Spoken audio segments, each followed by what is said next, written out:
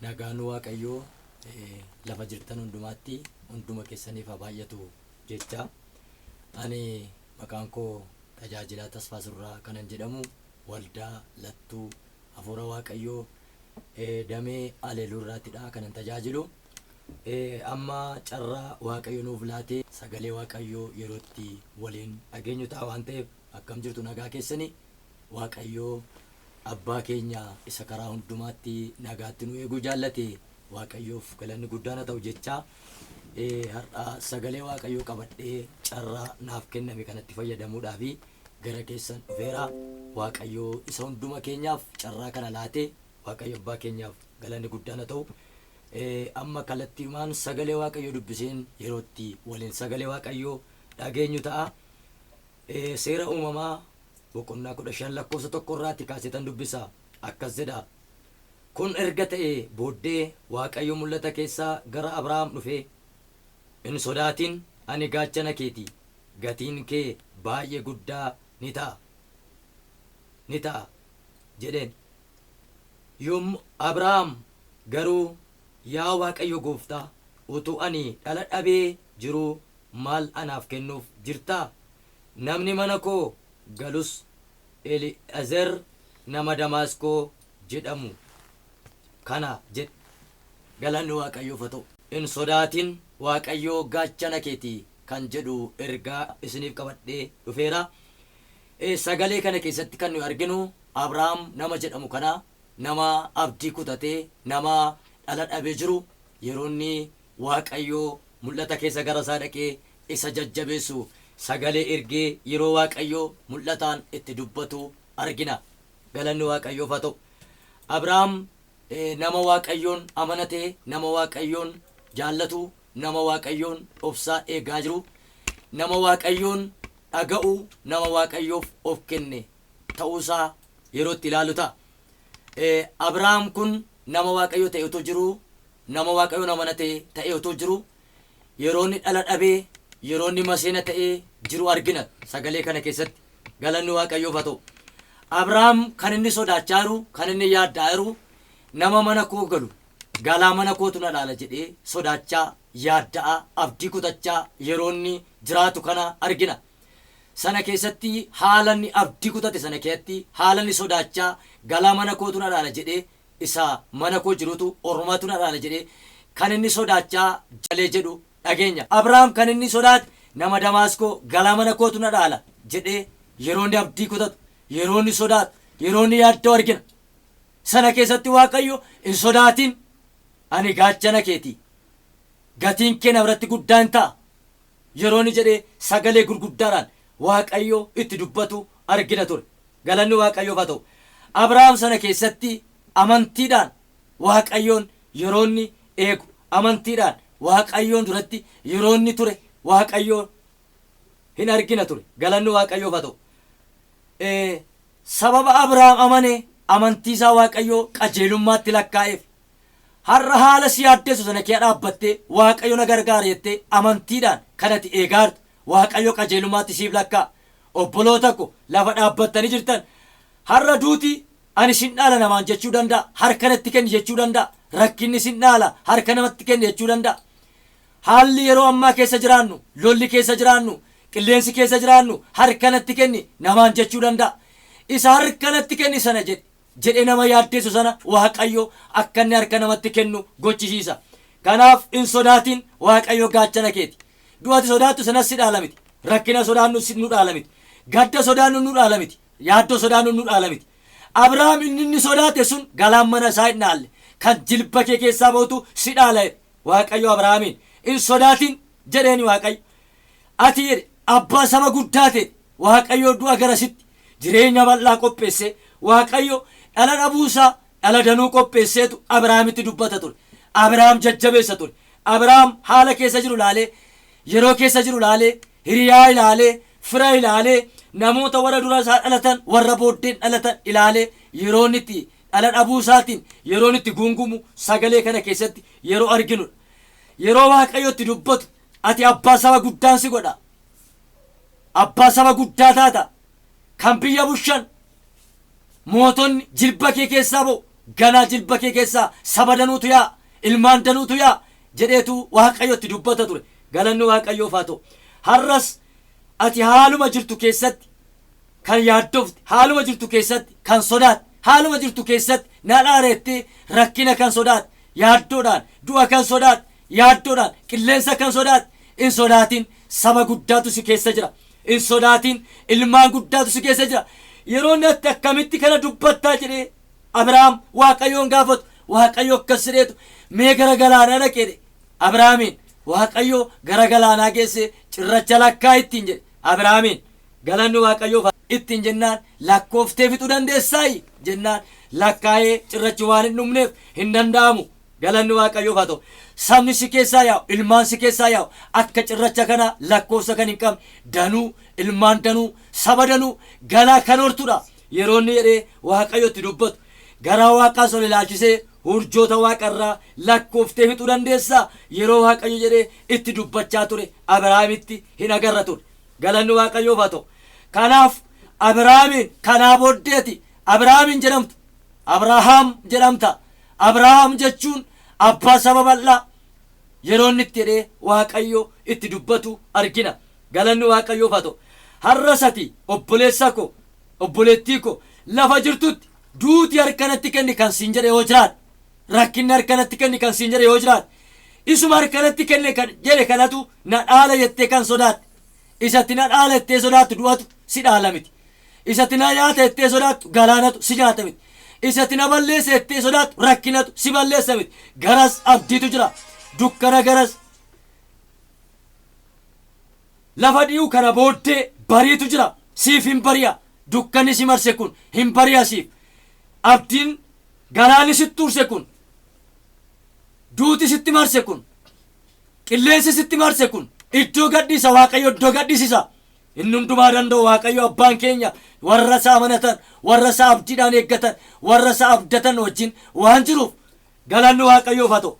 harka sitti kenneetu sokka inni harka si kennisiisuu barbaadu sun, duuti harka si kennisiisuu barbaadu sun maqaa gooftaa Yesuusiin saatii kana bakka jirtutti harka sitti kennee isa si yaaddeessu san, isa si sodaachisu sun harka sitti kennee iyyee si baqatee iddoo gadhiise sokka. harka si kennisiisuu dhufee harka sitti kennee deebi'a. ati abdiin kutatin waaqayyo gaachana keedha. gatiin kee waaqayyo biratti guddaa ta'e mul'ata. sodaan kee mo'icha ta'e mul'ata. yaaddoon kee mo'icha ta'e mul'ata. duuti kee jireenya ta'e mul'ata. na nyaatanne tettu sun galaanni sun sin nyaatu. Abrahaam nama Damaaskoo nama mana kootti galu galaatu na dhaala jedhe kan inni sodaate. lakkii isuma jilba kee keessaa bootu si dhaala yeroo waaqayyo ittiin jedhe. Abrahaam yeroo eegee isuma jilba isaa keessaa baheetu isa dhaale. kanaaf siin yaa obboleessa koo galgala kana ergaan siif qaba. abdii jireenya bara baraatu si dhaala malee du'atu si dhaala miti. siin du'atu si dhaala kan siin jedhu du'a kan naggeeffatu, dhukkubatu si dhaala kan siin jedhu dhukkuba kan naggeeffatu, rakkina garaa garaa ergaa seexanaa naggeeffattee ergaa digimtiif xibaara naggeeffattee isatu na dhaala jettee isatti kan harka kennite. harka kee dabarsee itti kennatu hin taane dabarsee harka isaanii akka isaan sitti kennan godha.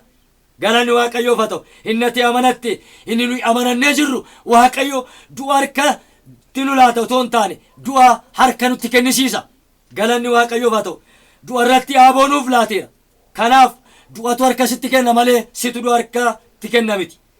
rakkinatu harka sitti kenna malee situ rakkinatti harka kenna miti. Abrahaam akkuma waaqayyo itti dubbate Abrahaam jedhame gaafa waamame Abrahaam abbaa saba guddaa ta'e.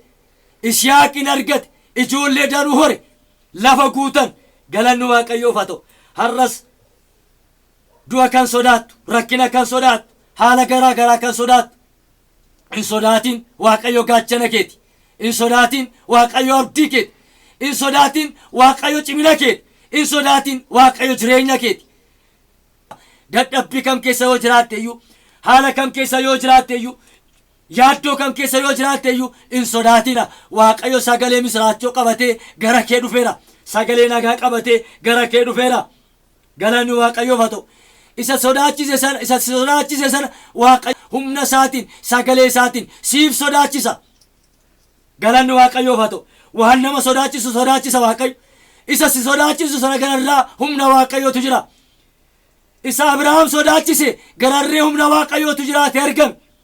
Waan nama sodaachisu gararree jiraatee kan argamu waaqayyoodha. Wanti nama sodaachisu sun waaqayyoon gadiira malee waaqayyoon ol miti. Yaaddoon kee waaqayyoon ol miti. Waan si sodaachisu waaqayyoon ol miti. Humna waaqayyoo caalee miti. Humna kee caalee fakkaate malee, humna kee yaaddeesse fakkaate malee, humna kee ulfaate fakkaate malee, siif dadhabame fakkaate malee waaqayyo danda'aadha. Waaqayyo gaachana keenyadha. Galanni waaqayyoof haa ta'u. Kanaaf wanti si sodaachise sun, wanti si yaaddeesse sun, wanti abdii si kutachiise sun si yaaddeesse fakkaata malee, si sodaachise fakkaata malee, si abdii kutachiise malee waaqayyoof hin danda'ama. Waaqayyo mo'icha keenyadha. Waaqayyo gaachana keenyadha. Galanni waaqayyoof haa ta'u. Kanaaf bakka jirtanitti haalli kan isin sodaachise hin sodaatinaa. Isa gararree ol ilaalaa. Gara teessoo waaqayyo mo'ichi jira. Galanni waaqayyoof haa ta'u. Hin boossu miti waaqayyo mo'ichaan gara keessan dhufa. Hin gadditu miti waaqayyo gammachuudhaan gara keessan dhufa. Du'a fidee dhufa miti waaqayyo jireenya fida. Lafa isin du'a eegdanitti jireenya qabatee dhufa. Galanni waaqayyoof haa ta'u.